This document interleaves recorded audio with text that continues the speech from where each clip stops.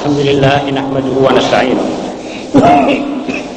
wa nastahdihi wa nastarshiduh wa na'udzu billahi min shururi anfusina wa min sayyiati a'malihi la syarika lahu wa anna sayyidana Muhammadan abduhu wa man yudlil fala hadiya lahu wa asyhadu an la ilaha illa sayyidina Muhammad kama shallaita wa sallamta wa barakta ala sayyidina Ibrahim wa ala ali sayyidina Ibrahim fil alamin innaka hamidun ali sayyidina Muhammad kama shallaita wa sallamta wa barakta ala sayyidina Ibrahim wa ala ali sayyidina Ibrahim fil alamin innaka hamidum majid. Ma'asyiral muslimin rahimakumullah. Perbuatan manusia di atas dunia ini dibagi tiga. Perbuatan baik, perbuatan sesat,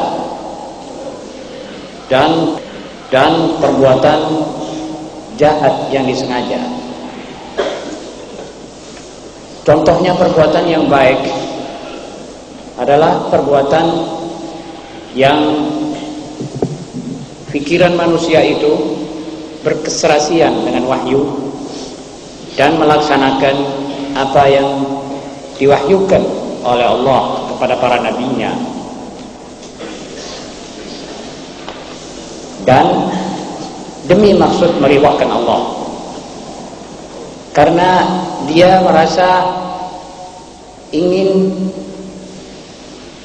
memperhambakan dirinya sebaik-baiknya kepada Allah, maka perbuatannya diatur dan aturan itu daripada Allah. Ini perbuatan baik. Perbuatan yang sesat, pengaruh-pengaruh perbuatan orang lain disadap olehnya, sedang perbuatan orang lain itu sesat, maka sesatlah ia karena perbuatan orang lain yang sesat itu. Tapi yang ketiga, memang ada unsur kejahatan yang tidak harus dilempiaskan, dan ini pertamanya adalah syaitan. Dikala dikutuk oleh Allah, syaitan mengatakan, Rabbi anzirni ila yaumi yub'atsun. Qala innaka minal munzirin. Ya Tuhan, berilah aku kesempatan sampai hari kiamat, hidup tidak mati, beranak bepinak tidak mati. Allah mengatakan, fa innaka minal munzirin. Ku turuti, ku laksanakan, ku kabulkan permintaanmu. Lalu dia punya rencana, wala udhillannahum, aku akan sesatkan mereka. Wala umanniyannahum, aku akan iming-iming mereka. Dan akhirnya setan merencanakan perbuatan jahat untuk manusia-manusia yang sudah asal jahat untuk merealisirnya. Jadi setan punya tujuan, inspirasi dari setan kepada orang-orang yang jahat. Kemudian dia dibuat oleh orang yang jahat itu. Dan diktat malam ini ada hubungannya dengan diktat sebelum malam ini. Judulnya diktat yang sebelum ini, kalau tidak salah, 7 kenyataan. Di situ saya gambarkan pergolakan antara hak dan batil sepanjang masa. Jadi terlepas saudara ini betah apa tidak betah, mempunyai napas panjang apa napas sesek, itu terserah, tidak menjadi soal.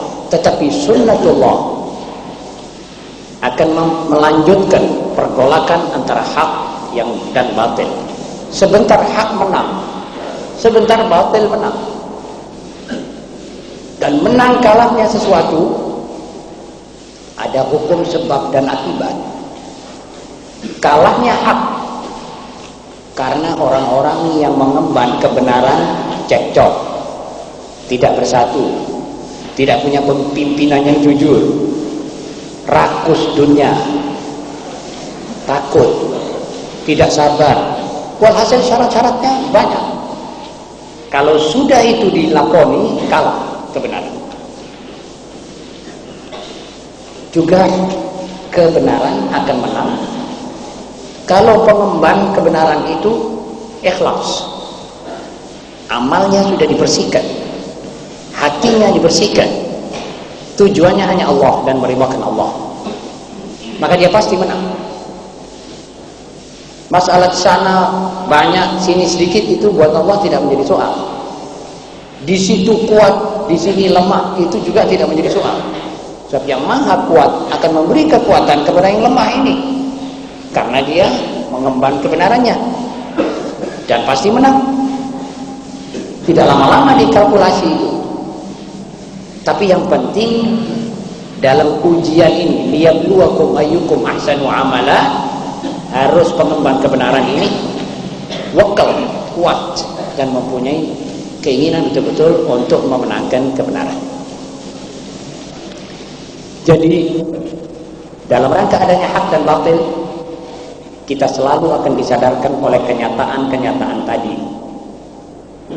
Saudara-saudara, sumbernya tiap agama dan tiap wahyu adalah Allah yang esa dan pasti benar. Kalau sumbernya Allah, pasti benar. Allah itu adalah hak, dan hak yang mubin. Innallaha huwal haqqul mubin. Mubin itu gamblang. Kebenaran yang paling gamblang di dunia adalah kebenaran Allah. Tetapi seringkali tangan manusia ingin ikut menentukan isi kitab-kitab Allah ini, ingin menyesuaikan kitab Allah dan wahyu Allah dengan keinginan dan kemauannya, dan menurut kesenangannya. Maka terjadilah perubahan-perubahan, penyimpangan-penyimpangan dan penyelewengan dari wahyu yang asalnya benar tadi, sampai ada agama yang doktrinanya kabur. Doktrina pokok, coba doktrina furu'iyah tidak menjadi soal.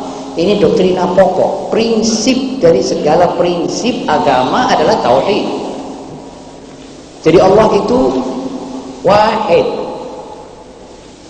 yang memberikan wahyu kepada sekian ratus ribu nabi, dan yang diperkenalkan kepada kita cuma 25. Ini prinsipnya satu. Kamu semua harus menyembah aku yang esa. Begitu isinya. Kamu kuciptakan, maksudku supaya kamu menyembah aku. Aku esa, la syarika li, tidak ada sekutu bagiku. Itu semua wahyu gitu, tidak mungkin berbeda. Tapi kalau manusia merubah wahyu, dia berubah. Tapi kalau manusia merubah pikiran manusia, itu logis. Kalau pikiran saya saudara rubah, 10 tahun lagi saudara tambahi, saudara kurangi, logis. Itu sebabnya partai komunis, komunismenya Karl Marx sudah jauh dirubah. 7 tahun direvisi. Sejak manifesto Partai Komunis tahun 1874 sampai sekarang banyak perubahan. Tiap kongres merubah paham komunis itu. Tetapi agama dirubah itu berat. Sebab antagonisme antara wahyu dengan pendapat atau keinginan manusia akan mengakibatkan berantakannya manusia dan peradabannya sendiri. Akhirnya agama akan sunyi dari sifat agama. Itu sebenarnya yang dialami oleh dunia Kristen sepanjang 1700 tahun kira-kira. Ya 1600 tahun lah kurang lebih. Sejak konsili Nikia tahun 300 berapa, yang di situ mulai diatur syahadat Trinitas, syahadat Trimurti, Tuhan itu 3. Mulai itu berubah sifatnya. Selamat ada Quran. Quran korektor, mengoreksi. La taqulu thalatha, intahu khairun lakum. Lam yastaghfal masihu an yakuna 'abdan lillahi walal malaikatul muqarrabun. Yesus atau Isa bin Maryam tidak akan enggan menjadi hamba Allah. Kenapa? Dia besar kalau jadi hambaku. Siapa dia? Siapa aku? Begitu dalam Al-Quran. Dan Quran yang mengatakan ada tangan yang merubah Taurat, ada tangan yang merubah Injil. Jangan lupa saudara-saudara kaum muslimin, bahwa kita ini termasuk umat yang wajib mengimankan Taurat dan Injil di antara kitab-kitab Allah yang diturunkan di dunia ini. Tetapi Taurat yang original, kalau Taurat yang berubah kita sudah tidak berkewajiban, sebab ada buku yang merupakan nasihnya Taurat. Apa yang di dalam Taurat itu ada di sini yang masih perlu dipertahankan. Tapi kalau sudah untuk Bani Israel, toh sudah diganti untuk internasional di sini. Tetapi riwayat Bani Israel lengkap di sini. Wajib kita percaya. Taurat sudah tidak wajib. Tetapi pernah Allah menurunkan kitab namanya Zabur, Suhuf Ibrahim wa Musa, menurunkan Injil, menurunkan Zabur, itu wajib tetap sebagai syarat rukun-rukun iman. Dan sekarang bagaimana sikap kita terhadap Injil? Injil yang asli, kalau ada, wajib kita imankan bahwa ini daripada Allah, diturunkan kepada Al-Masih Ibnu Maryam. Tetapi tidak wajib kita mengamalkan, sebab isinya sudah disadap semuanya di sini. Esensinya, patinya itu sudah di sini. Sisanya itu buat Bani Israel, dan sekarang sudah bukan Bani Israel, ini internasional, bukan untuk keluarga Israel. Karena itu saudara-saudara, syukur kepada Allah bahwa adanya Quran ini, kita tahu bahwa kitab-kitab yang bab ini itu penyelewengan. Lantas orang mengatakan, iya, karena saudara Muslim mengatakan demikian. Tidak, saudara-saudara, bukan saya saja yang Muslim mengatakan demikian. Sarjana-sarjana Barat sudah mensinyalir ayat ini dari Injil Lukas palsu, bukan dari Yesus. Ayat ini itu tambahan, namanya interpolasi atau adulterasi tangan manusia. Sudah diketahui oleh sarjana Barat, mereka sendiri. Jadi membenarkan isi ini. Ini kan kita katakan benar. Al-Quran ini kan kita katakan benar. Tidak mungkin kebenaran akan berkonfrontasi dengan kebenaran. Jadi kalau mereka itu menyatakan, kalau ini menyatakan bahwa Taurat dirubah, Injil juga demikian, maka pendapat-pendapat sarjana tidak akan bertentangan dengan ini. Kalau memang betul mereka jujur, rupanya betul. Karena itu penemuan mereka mengatakan bahwa ini tidak cocok. Zaman Yesus Kristus tidak ada manusia disalib. Di sini mengatakan wa ma qataluhu wa ma salabuhu walakin syubbiha lahum. Cocok. Sudah akor. Dan semua yang ada di sini pasti cocok dengan ilmu pengetahuan. Jadi kalau di sini mengatakan jangan minum minuman yang keras yang memabukkan. Mestinya umpamanya tidak ada ilmu pengetahuan, kita harus tunduk 100%. Karena ada ilmu pengetahuan sekarang mengupas. Rupanya betul. Bahayanya whisky, bahayanya minuman keras itu dibahas oleh para dokter begitu terperinci sehingga mengenai ubar darah, sehingga mengenai penyakit-penyakit liver dan lain-lainnya cocok dengan larangan. Jadi itu pasti harus dilarang. Kebetulan di sini larangannya sudah ada. Tinggal umat manusia ini ngikuti. Dikuatkan dengan penemuan kedokterannya. Di sini mengatakan zina haram. Pasti zina itu berbahaya kepada kepada jasmani manusia, kepada keluarga manusia, kepada masyarakat manusia, dan begitu seterusnya. Jadi syukur selamat ada ini. Ini yang kebetulan sudah dijamin oleh yang menurunkan. Hanya kitab terakhir yang kuturunkan kepada Muhammad sallallahu alaihi wasallam sebagai nabi internasional. Kitab ini tidak bisa dimasuki tangan manusia. Sudah kututup riwayat-riwayat tangan yang mau merusak buku-buku dan kitab-kitab suci sudah kutiadakan. Dan aku Allah, inna nahnu nazzalna dzikra wa inna lahu lahafizun. Kami akan memelihara dan menjaga otentikanya ini, orisinilnya ini, sehingga dia dibaca di tiap zaman dan di tiap tempat sama. Nabi Muhammad SAW membaca Quran ya isinya ini ya. Cuma waktu itu ditulis oleh para sahabat tidak pakai baris, tidak pakai syakel. Karena pakai syakel, pakai titik itu cuma memudahkan. Tapi ayatnya yaitu Quran yang dibaca oleh Sayyidina Abu Bakar, Umar, Utsman, Ali, ya ini. Quran yang dibaca dan yang diambil beberapa ratus ribu masalah oleh Imam Syafi'i, ya Quran ini. Jadi ini masih tetap. Qurra dan Hufaz itu dimulai dari zaman Nabi sampai hari ini tetap. Mati ganti lain. Hufaz. Jadi tidak bisa berubah. Paling sedikit 70 juta orang hafal Quran sekarang ini di seluruh dunia. Bagaimana ini buku bisa berubah? Begitu merubah syakal saja sudah kelihatan. Ini berubah. Saudara-saudara yang terhormat,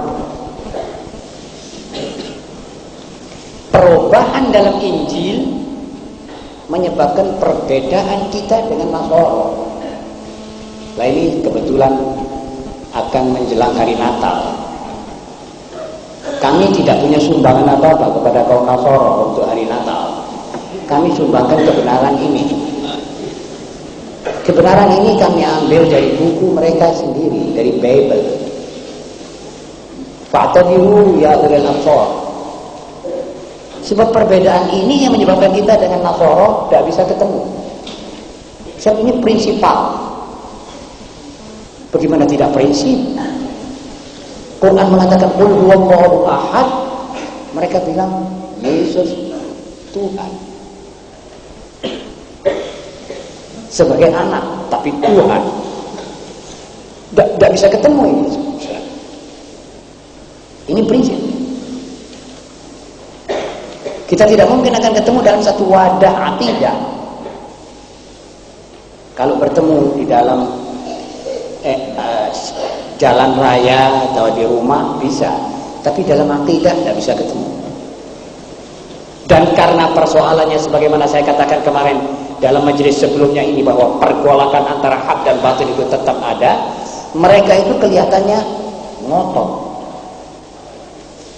ngotot akan menyebarkan trinitas di kalangan kita kaum muslimin. Tidak mau ngalah. Sampai sesudah ada larangan dari pemerintah masuk keluar rumah dilarang, mereka masih mau masuk rumah keluar rumah demi untuk mengatakan bahwa Tuhan itu tiga. Imankan wahai muslim bahwa Yesus Kristus Tuhan. Ini kita keberatan dan akan tetap keberatan. Cuma kita juga harus ngotot bahwa kita punya doktrina tauhid. Dan kita tidak mungkin dikalahkan dalam soal ini, sebab ilmu pengetahuan semua mengatakan monoteisme jauh hidup sebelum trinitas. Dan paham antropomorfisme atau menjasadkan Tuhan dalam bentuk golean atau patung, itu datangnya dari orang-orang animis, penyembah-penyembah dewa-dewa. Bukan asal agamis, bukan asal wahyu. Begitu kata ahli ilmu pengetahuan. Jadi kalau mereka itu marah, kalau kaum muslimin yang mengatakan gini ditangkap misalnya, itu tetap berjalan, tidak bisa dirubah. Ini kenyataan. Seperti kalau ada orang menangkap orang mengatakan, kenapa kamu bilang matahari itu terbit dari timur? Katakan bahwa matahari terbit dari barat. Ya matahari tetap terbit dari timur. Biarpun satu jagat ini marah orang bilang matahari terbit dari timur, ya matahari terbit dari timur. Tidak berubah. Karena hadis hakikat, kenyataan. Saudara-saudara, biarpun mereka marah, tapi hakikat bahwa Yesus Kristus bukan Tuhan, ini fakta. Saya khawatir nanti kalau saudara didatangi oleh penginjil, apalagi habis hari-hari Christmas atau Natal, barangkali saya bekali saudara dengan jawaban. Mereka tidak boleh marah. Ini antara kita dengan jamaah pengajian yang kita sengaja mau tingkatkan pengetahuannya. Betul saudara? Harus. Lah kalau saudara didatangi, bagaimana saudara punya jawaban? Jawaban saudara nanti di dalam diktat ini. Ini diktat tidak mungkin terjawab. Tapi ini diktat dalam Bible. Kalau saudara main skak itu, ini skak stek. Maaf. Artinya sudah tidak bisa terjawab bagaimana. Yesus sendiri mengatakan saya bukan Tuhan. Kenapa kita mesti bilang dia Tuhan? Sampai yang keliru. Niki sampun sampai maos tadi kita. Nah kok niki sampai maos lu langot. Gitu. Jadi kita sekarang tidak boleh ngotot. Mereka yang ngotot. Kadang-kadang diiming-imingi, barangkali sampean perlu jam, barangkali sampean perlu beras, barangkali sampean perlu belanja. Itu ngotot itu. Itu namanya dalam bahasa asing temptation, iming-imingan. Itu tidak boleh. Dalam masalah agama yang paling cocok ya ini internasional ini. La ikraha fid-din. Ojo kan dipaksa-paksa anak agama. Ojo kan diiming-imingan. Nanti kalau ente iming-imingi saya masuk agamamu dengan sekarung beras, datang satu orang mengiming-imingi saya dengan 3 karung, saya masuk yang 3 karung. Saya tinggalkan Anda. Dan ini akibatnya lebih balak dan cilaka. Sebab umat akan biasa main jual beli ideologi. Jangankan Pancasila tidak dijual, Tauhid dijual. Ini artinya ini umat sudah bejat. Sudah tidak bisa diamanatkan Pancasila, Undang-Undang 45 itu lebih derajatnya lebih kecil daripada Qul huwallahu ahad dan masalah wahyu agama ini. Karena itu saudara-saudara, ini salah satu sebab. Dan syirik paling besarnya maksiat. Kalau saya boleh tafsirkan, syirik itu adalah mbahnya maksiat. La yughfar, tidak diampuni oleh Allah. Orang berzina itu maksiat, bisa diampuni kalau dia sudah taubat, tidak kembali dan menyesali dosanya, mengeluarkan sedekah, bangun malam menangis, diampuni. Main sampai membunuh pun diampuni oleh Allah. Yang sudah jelas tidak diampuni adalah syirik. Yaitu kalau sampai bilang Tuhan Allah, ada lagi Tuhan di sampingmu, ini tidak diampuni. Saking kebacutnya ini dosa, saking degilnya manusia ini.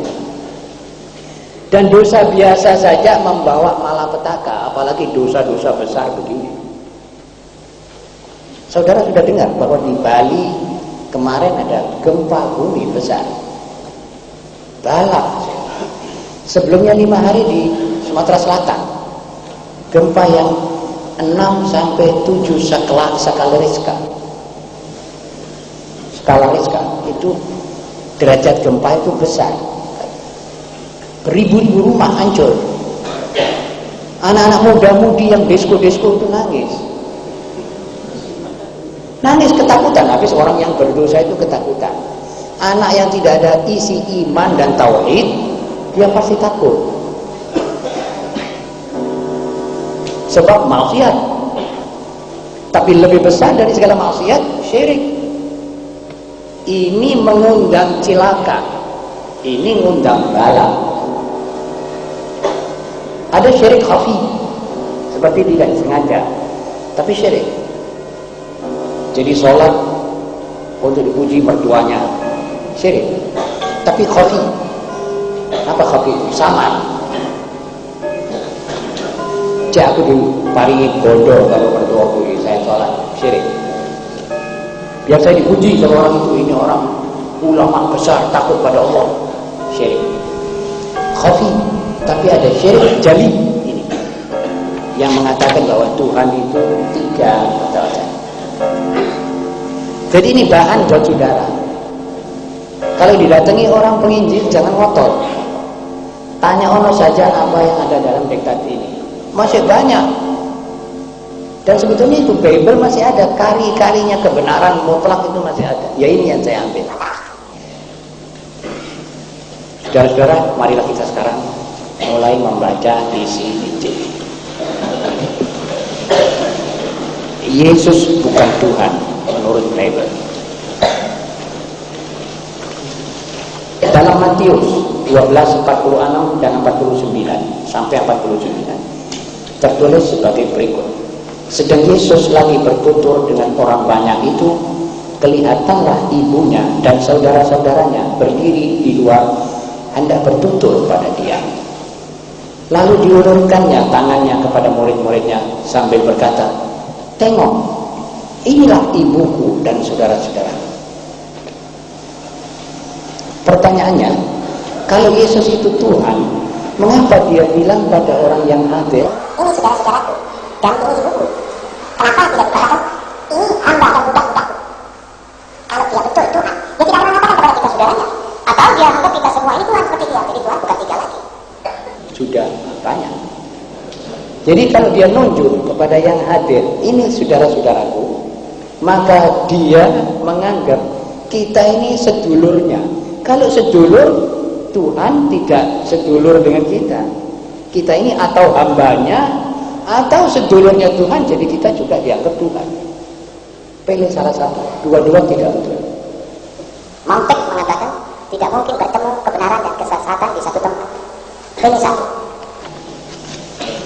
Dalam Matius 5 nomor 17 tertulis, "Janganlah kamu sangkakan aku datang hendak merombak hukum Taurat atau kitab nabi-nabi. Bukannya aku datang hendak merombak, melainkan hendak menggenapkan." Ma'asyiral muslimin, kalau Tuhan, kenapa dia datang membawa hukum yang tidak merombak, malah menggenapkan? Kalau Tuhan itu menciptakan. Kalau dia Tuhan, tentu dia bilang, "Saya membawa hukum, saya menciptakan hukum, tidak menggenapkan." Dia bilang, "Saya datang membawa hukum, menguatkan." Jadi dia ini datang dari orang, dari sumber lain dia menerima hukum. Kalau sudah dari sumber lain, dia bukan Tuhan. Kalau Tuhan itu sumber segala hukum. Jadi ditanyakan, kalau Yesus itu Tuhan, kenapa dia mengatakan, "Saya datang tidak akan merombak hukum Taurat, tidak juga merombak hukum para nabi-nabi"? Kenapa dia bilang saya datang menggenapkan? Menggenapkan itu membawa dari siapa? Yang ketiga, dalam Matius juga nomor 17, pasal 17 ayat 3 tertulis, "Tiba-tiba kelihatanlah kepada mereka itu Musa dan Ilyas bertutur dengan Yesus." Akhirnya di sini kurang, ini masih ada kekurangan. Dibilang itu dianggap saudara-saudaranya. Malah dua Ilyas sama sahabat dari itu Musa menganggap bahwa Yesus, apakah tidak lebih baik kami bikinkan rumah untukmu dan untuk saya dan untuk Musa? Jadi mau dibikinkan rumah. Ini sifat-sifat bukan sifat Tuhan.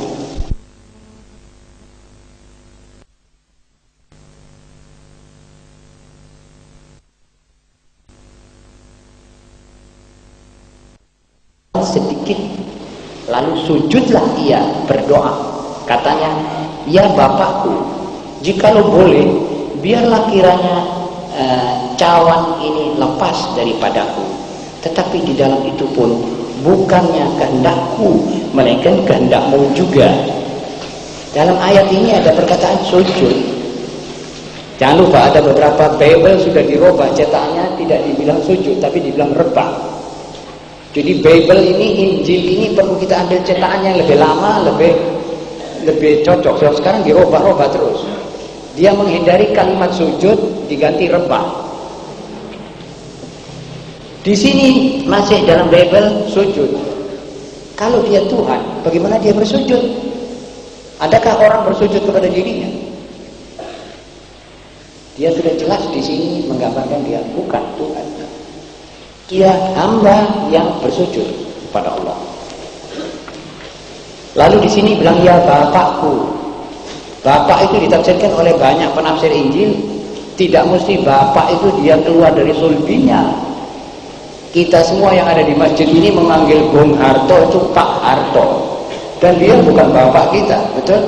Dalam segi biologis bukan Bapak kita, tetapi Bapak dalam arti kata pimpinan. Pak Harto memimpin negara kita. Kalau dia bilang ya Bapakku kepada Allah, berarti wahai yang memimpin aku dan seluruh jagat. Maksudnya harus ditafsirkan begitu. Sebab tadinya dia bilang dia sujud. Jelas saudara-saudara? Dalam Yahya 17:3 tertulis, inilah hidup yang kekal, yaitu supaya mereka itu mengenal Engkau Allah yang esa dan benar, dan Yesus Kristus yang telah Engkau suruhkan itu. Di sini digambarkan ada Tuhan yang esa, yakni Allah yang esa. Ini saya ambil nukil dari Bible, tidak saya rubah. Allah, di sana ditulis Allah yang esa, yakni yang tunggal. Dan dibilang Yesus adalah disuruh, artinya pesuruh. Ini bahasa Bible, bahasa yang paling kuno, bahasa kuno, tapi bisa dimengerti bahwa maksudnya itu disuruh, artinya diutus, kira-kira dengan maksudnya. Lukas 9:30 tertulis sebagai berikut, maka tiba-tiba adalah dua orang bertutur dengan dia, yaitu Musa dan Ilyas. Ini ada kurang, tambahannya ayat 33, yaitu yang kelihatan dengan kemuliaan dan serta berkata-kata dari hal matinya yang akan digenapkan di Yerusalem. Jadi sambungannya ayat disebut bahwa Yesus menyebutkan tentang matinya di Yerusalem, bicara dengan Musa dan Ilyas. Kalau dia Tuhan, dia tidak akan bicara tentang matinya. Jelas dia adalah makhluk Allah. Kalau sudah mati bukan Tuhan. Itu mati adalah kekurangan. Tuhan tidak boleh tersentuh sesuatu yang kurang. Mesti lengkap dan super. Dalam Markus 14:35, maka berjalanlah ia ke hadapan sedikit, lalu sujud ke tanah. Ini adalah lagi ayat sujud ke tanah, serta berdoa, jikalau boleh kiranya ketika itu akan terlepas daripadanya. Jadi di sini ada disebut sujud. Kalau Yesus Tuhan, dia tidak akan sujud. Mustahil, akal yang waras tidak bisa menerima Tuhan sujud kepada dirinya. Kecuali kalau dimaksud sujud kepada Allah. Jadi dia bukan Tuhan. Dalam Markus 12 ayat 29 tertulis sebagai berikut, maka jawab Yesus, hukum yang terutama inilah, dengarlah olehmu, hai Israel, adapun Allah Tuhan kita, ialah Tuhan yang esa. Waktu Yesus ditanya oleh Bani Israel, ya Yesus, apa hukum terutama di dunia ini? Dia bilang, dengarlah Bani Israel, bahwa hukum Allah yang paling penting adalah La ilaha illallah. Kalau dirubah dengan coro Islam, bunyinya la ilaha illallah. Jadi adapun Allah Tuhan kita ialah Tuhan yang esa, atau dengan bahasa kita qul huwallahu ahad. Dalam Markus 12:32 tertulis, lalu kata ahli Taurat itu kepadanya, ya guru, amat benarlah segala kata guru bahwa Allah itu esa adanya dan tiada yang lain melainkan Allah. Ini la ilaha illallah, sudah jelas. Di mana tempatnya Yesus? Orang dia yang membawa ini. Jelas dia terlibat dalam penghambaan dengan Allah yang tiada Tuhan melainkan Dia, esa. Tiada lagi bahwa Allah itu esa adanya dan tiada yang lain melainkan Allah. Pelajari baik-baik. Dalam Yesaya 46 ayat 9 tertulis sebagai berikut. Ingatlah akan segala perkara yang dahulu daripada awal zaman, bahwa aku ini Allah. Tiada lagi Allah yang lain atau sesuatu yang setara dengan aku. Seakan-akan kalau diterjemahkan dalam bahasa Arab, Allahu ahad walam yakun li kufuwan. Tidak ada setara. Jadi tidak ada kufuwan bagi saya. Esa.